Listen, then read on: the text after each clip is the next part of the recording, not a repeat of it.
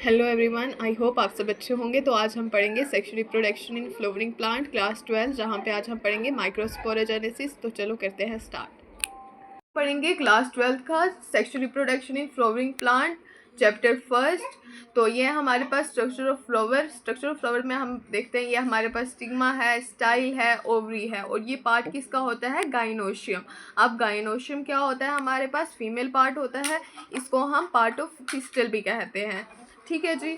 फिर उसके बाद आ जाता है हमारे पास एंथर और फिलामेंट। ये किसका पार्ट होता है? एंड्रोशियम का।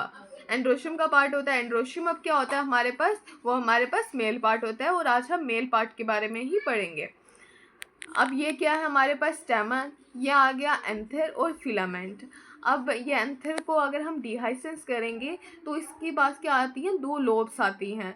दो लोब्स में कितने थीका होते हैं? 4 थीका होते हैं। ये जैसे आपको दिखाई दे रहा होगा, देखो ये हमने क्या लिया, ऐसे इसको आप इमेजिन करो, इट्स एन एंथर। हम इसको क्या कर रहे हैं? हम इसको काट रहे हैं, दहा कर ये कट रहा है।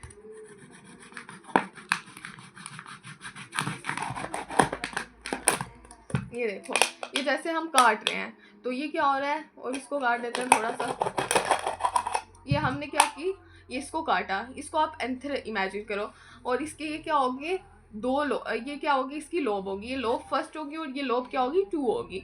तो अब ये यहाँ पे देख लो, इसके अंदर जैसे क्या होंगे हम, दो क्या होते हैं? थीका होते हैं दोनों लोब्स के अंदर। जैसे कि मैं आपको बताती हूँ, ये देखो, ये जैसे कि हमने इमेजिन किया था, ये आ गई हमारे पास 2 लोब्स आ गई। तो ये यहाँ पे क्या होता है समझ लो।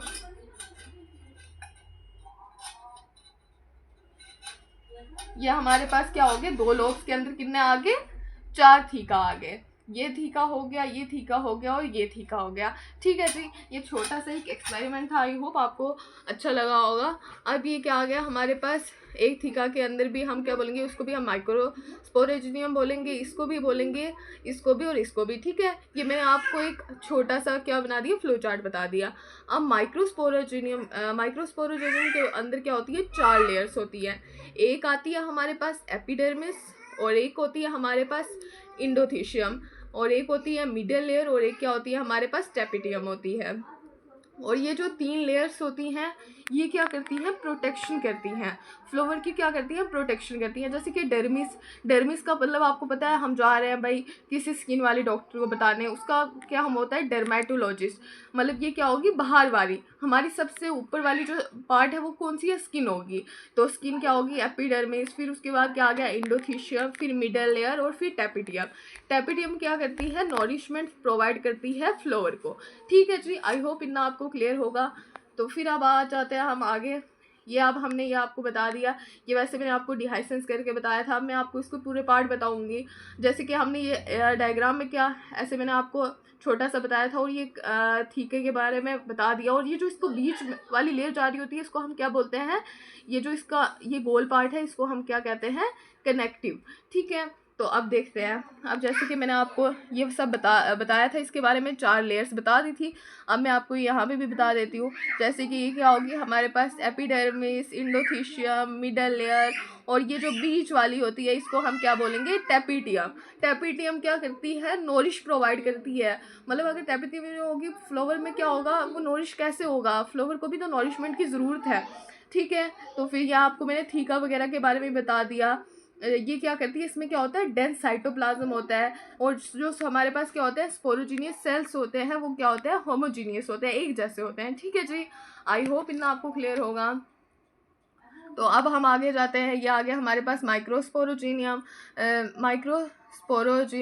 और इसमें क्या होता है? स्पोरोजीनियस टिश्यू होते हैं, माइक्रोस्पोर मदर सेल्स होते हैं। मियोसिस अगर हम इसको करेंगे तो क्या बनेंगे? माइक्रोस्पोर टेट्राड बनेंगे। 4 क्या हो जाएंगे? टेट्राड का मतलब क्या होता है? 4। ठीक है। जैसे कि आपने देखा, फिर से मैं दिखा देती हूँ आपको। ठीक है। तो वैसे बनेंगे। फिर उसके बाद ये देख लो, और इसके बाद जब ये माइक्रोस्पोरोजीनिया होते हैं, ठीक है, इसमें क्या होती हैं? ये जो 4 बनते हैं इसके ऊपर क्या होती है, कैलोज की लेयर होती है, ये पिंक वाली मैंने आपको यहाँ पे मेंशन की होगी, ठीक है। और फिर उसके बाद यहाँ पे क्या बनता है हमारे पास, पोलन ग्रेन। अपना आपको ना एक लगता होगा यार ये 4 है, इन चार में क्या फ़र्क है, तो ये देखो भाई इनके ऊपर क्या होती है, कैलोज की लेयर होती है, आपको दिखाई दे रहा होगा, ये पिंक पिंक से कलर की मैंने यहाँ पे बनाई है, ठीक है। और फिर उसके बाद आ जाता है हमारे पास क्या बनता है, पोलन ग्रेन, जो क्या होता है, मेल गैमेटोफाइट होता है, ठीक है। ये क्या आगे पोलन सैक होता है, ये पोलन सैक होते हैं। और ये क्या होता है हमारे पास, माइक्रोस्पोरेंजिया, ठीक है। आई होप आपको क्लियर होगा, आई होप। तो फिर उसके बाद क्या होता है, स्ट्रक्चर ऑफ पोलन ग्रेन के बारे में पढ़ते हैं। ये देख लो, ये हमारा एक पोलन है। अब भाई पहले ही तो हम जब फ्लावर को देखते हैं हमें पोलन, ये तो नहीं कि वो पूरा डिटेल दिखाई देगा, नहीं, उसको हम जाते हैं माइक्रोस्कोप वगैरह के अंदर देखते हैं, ठीक है। ये आ गया हमारे पास पोलन। अब ये है इसका क्या, डिटेल स्ट्रक्चर में हम क्या पढ़ते हैं, ये देख लो, ये आ गई इसकी सबसे बीच वाली लेयर, इसको हम क्या कहेंगे, सेल मेम्ब्रेन, जो ब्लू कलर से मैंने मेंशन की है। फिर उसके बाद क्या आ जाएगी हमारे पास, पिंक से कलर की, इसको हम क्या कहेंगे, इंटाइन। ये क्या होती है, कंटिन्यूस लेयर होती है। इंटाइन का मतलब इन का मतलब अंदर, ठीक है। ये आपको दिखाई कहाँ पे दे रही होगी, अंदर दे रही होगी। और ये आपको देखो, ये पूरी दिखाई दे रही है आपको, यहाँ पे कोई मतलब कोई सुराख, कोई कुछ दिखाई दे रहा है, आई होप नहीं दिखाई दे रहा होगा। ये क्या होती है, ये किससे बनी होती है, कैलोज और पेक्टोज से। और ये कंटिन्यूस लेयर होती है, देखो पूरी गोल बनी हुई है, ठीक है। और फिर उसके बाद जो हमारे पास बाहर की लेयर है वो क्या है हमारे पास, एक्साइन।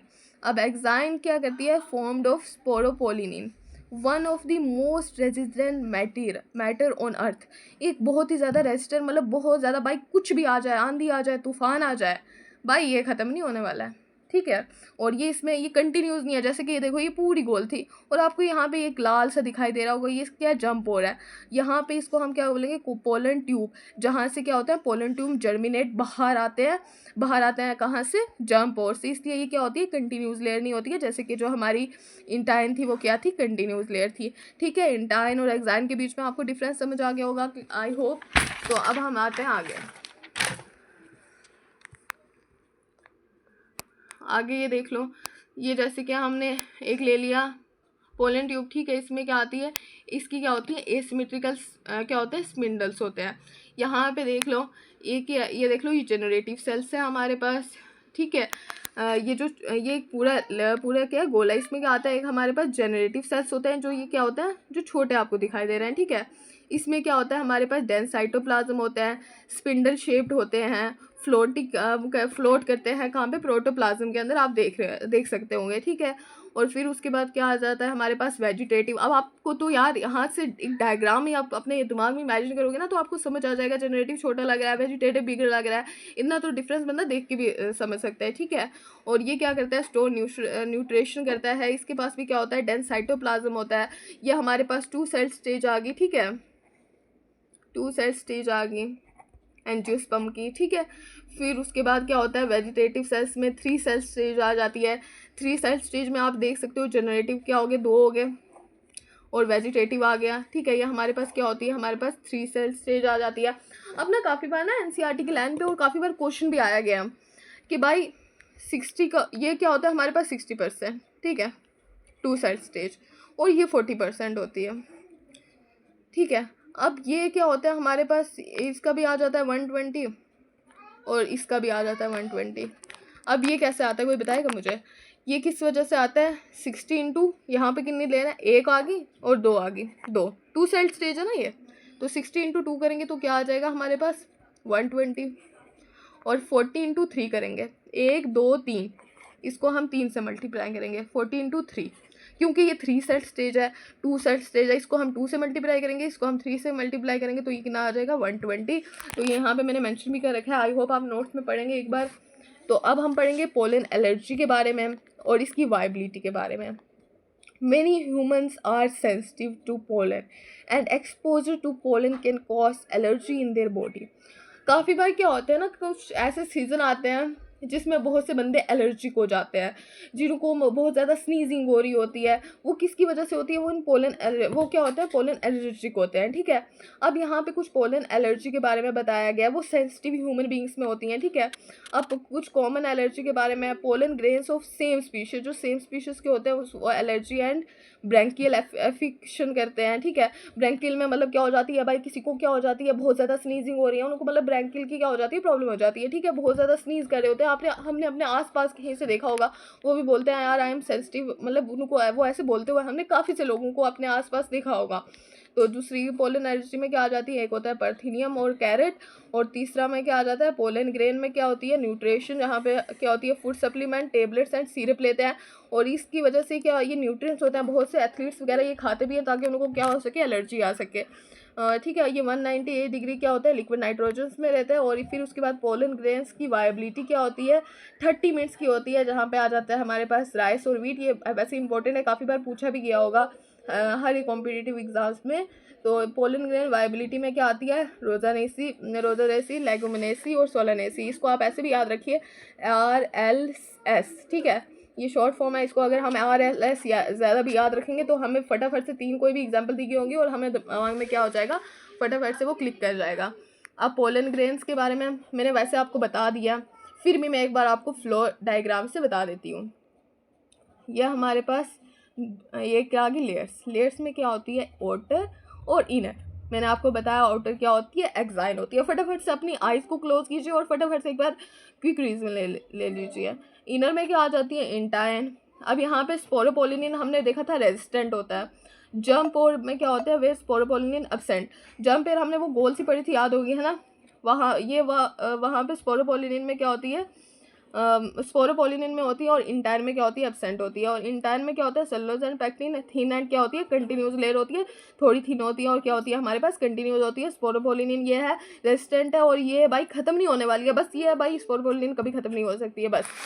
2 सेल्स में क्या आती है, एक होता है हमारे पास वेजिटेटिव सेल, एक होता है जनरेटिव सेल्स। वेजिटेटिव सेल बिगर होता है, अबेंडेंट फूड होता है, इसमें लार्ज इरेगुलर न्यूक्लियस होता है, इसमें ये क्या होता है, स्मॉलर होता है, फ्लोट्स काम पे करता है साइटोप्लाज्म में, और क्या होता है, वेजिटेटिव सेल्स होता है, ठीक है। ये मैंने आपको नोट से पढ़ा दिया। अब हम NCERT लाइन बाय लाइन पढ़ेंगे, आपको और भी क्लियरिटी आ जाएगी। तो चलो करते हैं स्टार्ट। यह हमारा chapter first, sexual reproduction in flowering plant. यार पहले पेज में तो आप कोई भी पढ़ के बंदा बता सकता है, ये हमारे लिए फ्लावर्स बहुत ज़्यादा ज़रूरी है। खुशियाँ होती हैं तब भी हम फ्लावर्स का यूज़ करते हैं, गमी होती है तब भी हम फ्लावर्स का यूज़ करते हैं।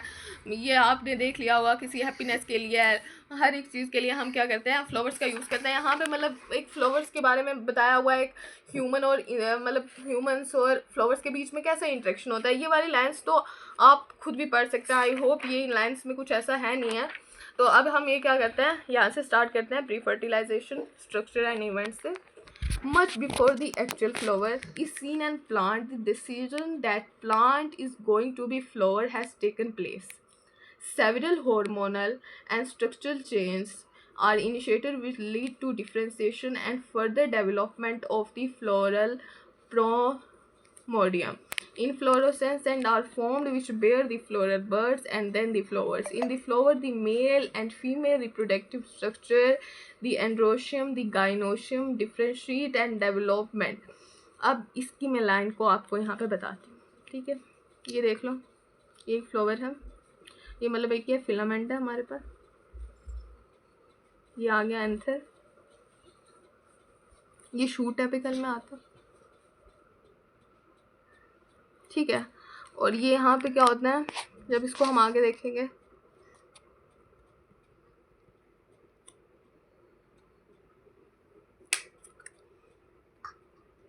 ये हमारे पास एक प्लांट में क्या रहता है, हार्मोनल रहता है। यहाँ पे आपको हार्मोनल के बारे में लिखा होगा, ये हमारे पास हार्मोन्स, ठीक है। यहाँ से हार्मोन्स यहाँ पे जाएंगे और फिर उसके बाद यहाँ पे क्या आएंगे, कुछ स्ट्रक्चरल चेंजेस आएंगे, ठीक है। ये देखो, ये मैं एक एग्जांपल बनाती हूँ,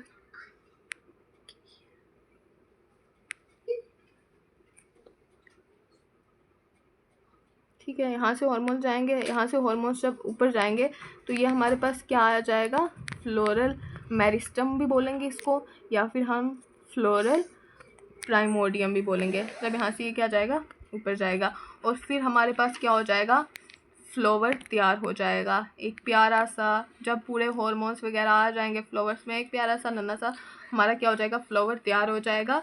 inflorescence are formed which bear a floral bud and then the flower, और फिर जाके हमारे पास क्या बन जाएगा, ये फ्लावर बन जाएगा। ये आपको ये छोटी सी डायग्राम से मैंने बता दिया है। तो फिर क्या हो जाएगा, you would recollect that the androecium consist of a world of स्टैमन्स। अब एंड्रोशियम क्या करती है, मतलब ये किस, एंड्रोशियम तो एक बात है, ये क्या होता है हमारे पास, मेल पार्ट होता है, और ये क्या होता है, ऑफ ए वर्ड्स ऑफ स्टैमन्स। ठीक है, ये कलेक्शन किसकी होती है यहाँ पे हमारे पास, स्टैमन्स की। स्टैमन तो आपको पता ही है, अभी मैंने बताया, ये हमारे पास एंथर, ये है filament, is called as stamen. ठीक है, वैसे बहुत बेकार बनाया मैंने, मैं जानती हूँ, लेकिन चलो। Representing the male reproductive organ and the gynoecium represent the female reproductive organ. Gynoecium क्या करती है, फीमेल रिप्रोडक्टिव ऑर्गन के बारे में बताती है। अब आ जाते हैं हम स्टैमन। स्टैमन क्या हो गया, हमारे पास मेल पार्ट हो गया। ठीक है, माइक्रोस्पोरोजेनी बोलेंगे, एंड पोलन ग्रेन्स के बारे में पढ़ेंगे हम। Shows the two parts of typical stamen, the long and slender stock called filament. तो ये देख सकते हैं आप, इतनी अच्छी सुंदर सी डायग्राम दी गई है। ये आ गया हमारे पास एंथर, ये आ गया हमारे पास फिलामेंट। ठीक है, ये जो हमारे पास ये वाला पार्ट होता है, इसको हम क्या बोलते हैं, डिस्टिल।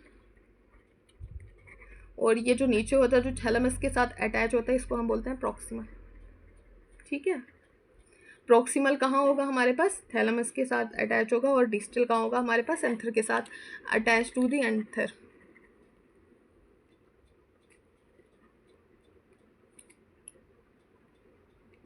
और ये हमारे पास प्रॉक्सिमल किसके साथ होगा, अटैच टू दी थैलेमस।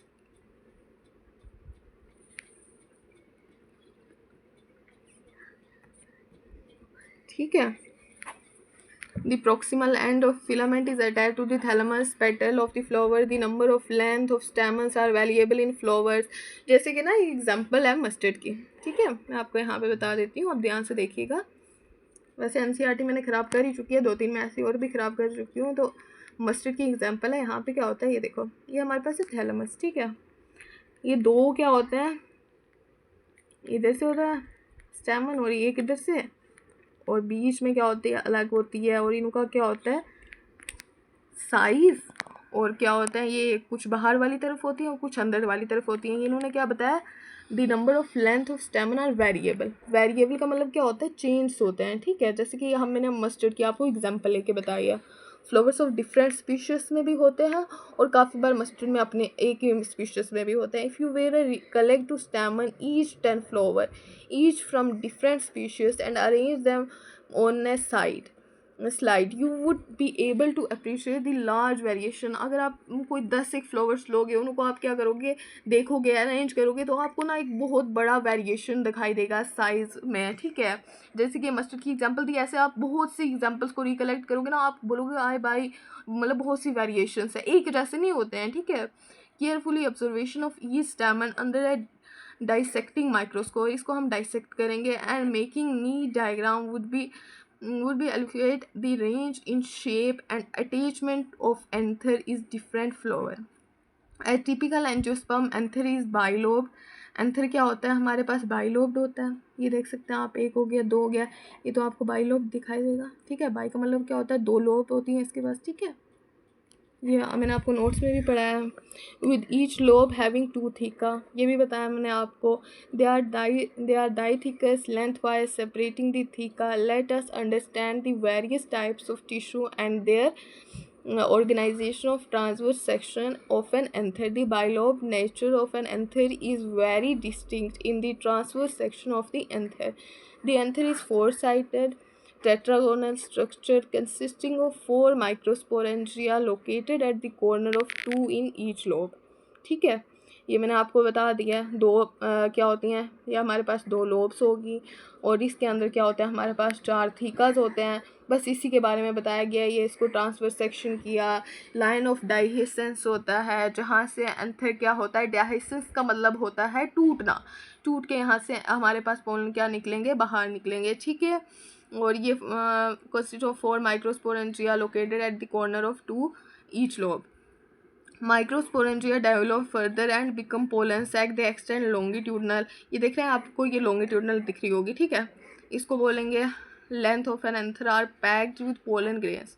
अब स्ट्रक्चर ऑफ माइक्रोस्पोरेंजियम की अगर हम इसको हम ट्रांसफर सेक्शन देखेंगे, section of a typical microsporangium appears near circular in outline, circular दिखाई देगा। ये देखिए, ये देखें, ये आपको माइक्रोस्पोरेंजियम क्या देखा, सर्कुलर दिखाई देगा। और फिर क्या आ जाता है हमारे पास, दी एपिडर्मिस, एंडोथीशियम बताई मैंने आपको, लेयर्स, मिडल लेयर, टेपिटियम, ये मैंने आपको सब बताई हुई है। एपिडर्मिस सबसे बाहर वाली, फिर उसके बाद एंडोथीशियम, फिर उसके बाद मिडल लेयर, टेपिटियम जो हमारे पास क्या प्रोवाइड करती है, नरिश प्रोवाइड करती है, dehiscence of anther of release the pollen, the innermost wall layer is called tapetum. और ये जो लाइन है ये मैं कह रही हूँ इसको भाई स्टार मार्क कर दीजिए, काफ़ी बार क्वेश्चन पूछा गया है इससे। ये nourish the developing pollen grain cell of the tapetum possess dense cytoplasm. क्या होता है इसके बाद, डेंस साइटोप्लाज्म होता है, किसके अंदर होता है, टेपिटियम के अंदर होता है। जनरली है मोर देन वन न्यूक्लियस, तो इसके पास क्या होता है, generally more than one nucleus होता है। When the anther is young a group of compactly arranged with homogeneous cells called sporogenous tissue, कि जो हमारे पास सेम दिखाने देने वाले होंगे उन सेल्स को हम क्या बोलेंगे, sporogenous tissue. Occupies the centre of each microsporangium, microsporogenesis as the anther develop the cell. और ये वाली लाइन भाई please please please double star mark, काफ़ी बार ना नीट में काफ़ी से एग्जाम्स में क्या पूछा गया है, ये वाली लाइन को आप ध्यान से देख लीजिए। Microsporogenesis as the anther develop the cell of the sporogenous tissue undergo meiotic division to form the microspore tetrad। देख सकते हैं भाई, ये डायग्राम से मैंने समझा दिया और नोट्स में भी समझाया हुआ है, ठीक है। ये देखें, अब आ जाए यहाँ पे, ये डायग्राम में फिर से एक्सप्लेन कर देती हूँ आपको। बीच वाला मैंने आपको बताया था कि क्या होता है, कनेक्टिव होता है, ठीक है। और ये हमारे पास एपिडर्मिस सबसे बाहर वाली लेयर, फिर उसके बाद आगे हमारे पास एंडोथीशियम, और ये हमारे पास स्पोरोजीनियस क्या हो गए, टिश्यू हो गए। यहाँ पे ना बहुत से क्या होते हैं, सेल्स होते हैं, ठीक है, ये स्पोरोजीनियस टिश्यू। और फिर ये आगे टेपिटियम जो क्या प्रोवाइड करती है, नरिश करती है। और फिर ये इसकी फिर से डायग्राम बताई हुई है, epidermis, endodermis, middle layer, microspore, mother cells, tapetum, इसके बारे में मैंने आपको बता दिया है। ये पोलन ग्रेन्स है, ये यहाँ से क्या हो गए, ये क्या है, स्ट्रोमियम, यहाँ से क्या हो जाते हैं, पोलन ग्रेन्स बाहर आ जाते हैं, डिहाइसेंस हो जाते हैं, ठीक है। As each cells of sporogenous tissue is capable of giving rise to the microspore tetrad, each one of potential pollen microspore mother cells, the process of formation of microspore pollen mother cells through meiosis is called microsporogenesis। हाँ ये ठीक है, ये जैसे क्या होगी, sporogenous test के बाद ये क्या होगी, मियोसिस होगी, तो हमारे पास क्या बनेगा, माइक्रोस्पोरोजेनेसिस। ये मैंने आपको फ्लो चार्ट से बता चुकी हूँ ऑलरेडी, लेकिन फिर से बता रही हूँ, ठीक है। माइक्रोस्पोर क्या बनेंगे, टेट्राड। मियोसिस का मतलब क्या होगा, डिवीजन होंगी। ये यहाँ से जैसे एक है, एक क्या बनेंगे, दो, ये मतलब यहाँ पे मियोसिस होगी तो क्या बनेंगे, यहाँ पे चार बन जाएंगे हमारे पास, माइक्रोस्पोर टेट्राड, ठीक है।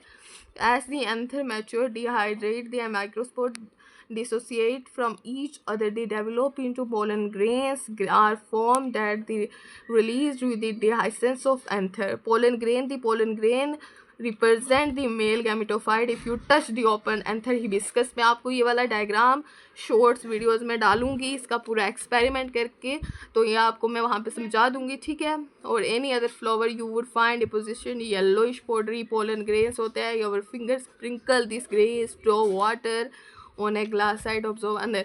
ये तो ऑब्जर्वेशन वगैरह के बारे में बताया हुआ है। आई होप आपको ये समझ आ जाएगा, और मैं इसकी वीडियो डालूंगी भी और आपको मैं क्लियरली समझाऊंगी इसका एक्सपेरिमेंट करके, ठीक है। तो ये वो वाली लाइन होगी, pollen grains are generally spherical. Pollen grains क्या होते हैं, स्पेरिकल होते हैं, आपने देखा होगा, ठीक है। 20 to 50 माइक्रोमीटर्स होते हैं इन डायमीटर, ठीक है, याद रख लो इसको। It is a prominent 2 layers होती हैं। इसके बाद दी हार्ड आउटर लेयर, जो हार्ड ये बाहर वाली लेयर होती है उसको हम एक्साइन कहते हैं, ठीक है बच्चों। एक्साइन क्या होगी, आउट वाली लेयर होगी। Is made up of sporopollenin, जो किससे बनी हुई होती है, स्पोरोपोलिनिन से। और ये बहुत रेजिस्टेंट मैटर होता है। वो जो कहते हैं ना, वो एक कहावत है, आंधी आए तूफान आए, भाई इसको कुछ नहीं होना है, ठीक है। ये क्या होती है, resistant, which is one of the most resistant organic matter, मैंने आपको बताया। It withstand high temperature and strong acids and alkali. No enzymes that degrades the sporopollen is so far known. Pollen grains exine has prominent aperture का jump. और अब जैसे कि ये देख लो, मैंने बताया भी था, फिर से मैं आपको बता के एनसीईआरटी की साइड में बता रही हूँ। ये देख लो, ये कुछ स्पोरोपोलिन है ये, और ये जो इसमें पास क्या होती है, जर्म लेयर होती है। जो इसकी एंटाइन होती है वो बिल्कुल सीधी सादी बिल्कुल गोल होती है, उसमें कोई जर्म बॉल वगैरह नहीं होती है, ठीक है। और ये पोर्स जो हमारे पास जर्म पोर कहाँ होती है, स्पोरोपोलिन में। और pollen grains as well preserve the fossil, because ये बाद में क्या बनता है, फॉसिल बनता है। अरे भाई, जो चीज़ हमारे पास कभी ख़त्म ही नहीं होगी, वो जो हमेशा रहेगी, वो बाद में क्या बनेंगे, फॉसिल सी तो बनेंगे। हमने कई बार पढ़ा है ये। Because of the presence of sporopollenin the exine exhibits fascinating array patterns designs, ठीक है। Why do you think exine should be hard? What is the function of jump or the inner wall of the pollen grain is called inti? It is a thin, इसका आप दीजिए मुझे answer, ठीक है। It is a thin and continuous layer made up of cellulose and pectin, ठीक है। ये किससे बनी की होती है, सेलुलोज और पैक्टिन से बनी की होती है। The cytoplasm of pollen grains is surrounded by plasma membrane. When the pollen grain is mature it contains two cells. एक होता है वेजिटेटिव बच्चों, एक होता है जनरेटिव सेल्स, ठीक है। ये मैं फिर से यहाँ पे बता रही हूँ, ये आ गया हमारे पास जनरेटिव सेल्स, और ये क्या होता है हमारे पास वेजिटेटिव। ये हमारे पास जनरेटिव, ये क्या होता है, स्मॉल होता है, और ये क्या होता है, बिग होता है, ठीक है। द वेजिटेटिव सेल ही bigger has abundant food reserve, इसके अंदर फूड रिजर्व बहुत ज़्यादा रहता है, क्योंकि भाई बड़ी जो चीज़ है वहाँ पे ऑफकोर्स बहुत ज़्यादा ही होगा। लार्ज इरेगुलर, यहाँ पे क्या होता है, ये देख लो, ये हमारे पास न्यूक्लियस है जो small and floats in cytoplasm. जो स्मॉल होता है, और जनरेटिव सेल क्या होता है, स्मॉल होता है, जो फ्लोट कहाँ करता है, साइटोप्लाज्म में। साइटोप्लाज्म में ये देखो स्मॉल होता है, और क्या कर रहा है, साइटोप्लाज्म में फ्लोट कर रहा है, तैर रहा है, ठीक है। ऑफ दिस वेजिटेटिव सेल के साइटोप्लाज्म में तैर रहा है। It is spindle shape with dense cytoplasm and nucleus in our 60% of angiosperm pollen grains are shed this two-cell stage. In the remaining species, the generative cell divides mitotically to give rise the two male gametes before pollen grains are shed three-cell stage. इसका मैंने आपको by बता दिया। एक होती है to cell stage, ये देखें, ये आगे हमारे पास टू सेल स्टेज, और ये आगे हमारे पास थ्री सेल स्टेज। 2 इंटू ये क्या हो गया, ये हमारे पास 2 आ गई। 2 इंटू 60 करेंगे तो क्या आ जाएगा बच्चों, 120। 3 इंटू 60 करेंगे तो क्या आ जाएगा, 3 इंटू ये कितना आ जाएगा हमारे पास, 120। 3 इंटू 60, ठीक है। 3 इंटू 60, 2 इंटू 60, ये हो गया हमारे पास। आई होप आपको इतना क्लियर होगा। Pollen grains of many species cause, sorry, यहाँ पे 2 इंटू 60 आएगा, और यहाँ पे क्या आ जाएगा 40, क्योंकि क्या होता है हमारे पास 40%, और ये क्या होता है हमारे पास 60%, leading to chronic respiratory affection. या हमारे पास ये एलर्जी के बारे में तो हमने पढ़ लिया था भाई, ठीक है। एलर्जी के बारे में यहाँ पे बताया हुआ है। एक अस्थमा होता है, it may be mention in parthenium of carrot grass came into India as contaminate with improve wheat has become ubiquitous occurrence of cause pollen allergy. Pollen grains are rich in nutrients. अब pollen grains क्या होते हैं भाई, rich in nutrients होते हैं। इसमें nutrition क्या होता है, बढ़ के हुआ होता है। It has become fashion in recent years to use pollen tablets. In Western countries, large number of pollen products in the forms of tablets और syrups में आते हैं। अवेलेबल कहाँ होते हैं, मार्केट्स में। और ये क्या होते हैं, एथलीट्स वगैरह होते हैं ना, जैसे कि कुछ रेस हॉर्सेस वगैरह होते हैं, एथलीट्स जो मतलब कोई भी स्पोर्ट्स वगैरह में इधर उधर होते हैं, वो ये खाते हैं ताकि क्या हो सके, उनको क्या मिल सके, न्यूट्रिशन मिल सके, वो और ज़्यादा क्या कर सकें, लाइक वर्क कर सके, उनको एक एनर्जी मिलती है अंदर से, क्योंकि इसमें क्या होता है, रिच न्यूट्रिशन होता है इनके अंदर, ठीक है। When once they shed, pollen grains have to land on stigma before they lose viability. If they have bring about fertilization, how long do you think the pollen grain retain viability?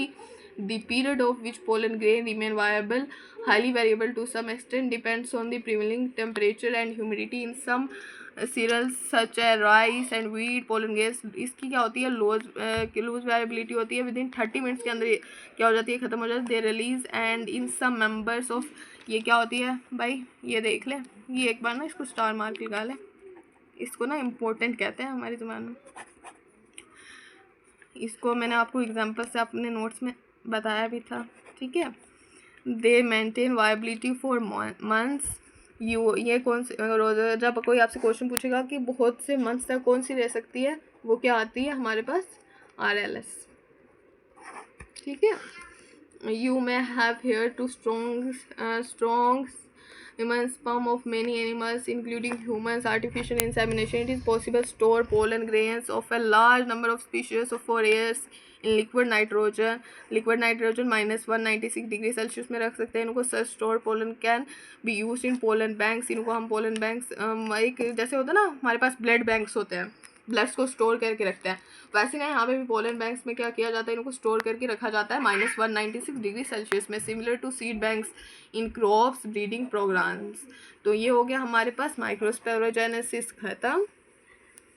हमारे पास male part क्या हो गया, हमारे पास ख़त्म हो गया। तो कल हम कंटिन्यू करेंगे क्या, हमारे पास कल हम कंटिन्यू करेंगे हमारे पास मेगास्पोरोजीनियम। तो आई होप आपको ये क्लास अच्छी लगी हो। तो अगर ये क्लास अच्छी लगी है तो please like share and subscribe कीजिए। अगर कोई भी छोटी मोटी कुछ भी आपको प्रॉब्लम लगी है, प्लीज़ मुझे कमेंट सेक्शन में बताएं, तो क्या कर सकूँ मैं आगे कुछ मतलब कुछ न्यू कर सकूँ, कुछ जो आपको अच्छा लगे वो कर सकूँ। So that was my first lecture. I hope आपको अच्छा लगा होगा। तो अगर अच्छा लगा है तो please like share and subscribe to my channel.